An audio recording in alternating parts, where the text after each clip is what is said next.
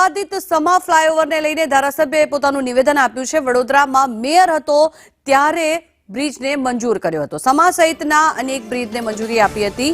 ખૂબ ઊંડાણપૂર્વક technical study કરીને મંજૂરી આપી હતી। જે લોકોએ સમા બ્રિજને જોઈન્ટ કરવાની વાત કરી છે તેમાં ફરી એકવાર ટેકનિકલ સ્ટડી કરવી જરૂરી છે। અમે સ્ટડી કરીને જ આ બ્રિજને મંજૂર કરાવ્યા છે તે પ્રકારનું કેયુર રોકડિયા દ્વારા નિવેદન આપવામાં આવ્યું છે। સાથે જ તેમણે કહ્યું કે બ્રિજ જોઈન્ટ કરવાનો હોય તો ટેકનિકલ સ્ટડી ખૂબ જ જરૂરી છે। અમારા સમક્ષ મુદ્દો આવે તો ટેકનિકલ ડેટા શેર કરીશું। વડોદરાના વિવાદિત સમા ફ્લાયઓવરને લઈને ધારાસભ્ય કેયુર રોકડિયા દ્વારા નિવેદન આપવામાં આવ્યું છે। તેમના દ્વારા કહેવામાં આવ્યું કે હું જ્યારે મેયર હતો ત્યારે સમા બ્રિજ સહિત અન્ય 5 બ્રિજને મંજૂર કરવામાં આવ્યા હતા। ટેકનિકલ સ્ટડી પણ કરવામાં આવી હતી। ખૂબ જ ઊંડાણપૂર્વક તેના પર ધ્યાન દોરાયું હતું।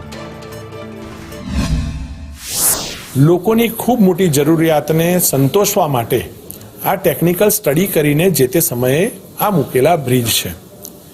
ત્યારબાદ જે લોકોએ પણ સમા બ્રિજ જોઈન્ટ કરવાની વાત કરી હશે તો મારે એવું સ્પષ્ટ માનવું છે કે એકવાર ફરીવાર ટેકનિકલ સ્ટડી કરવો જોઈએ।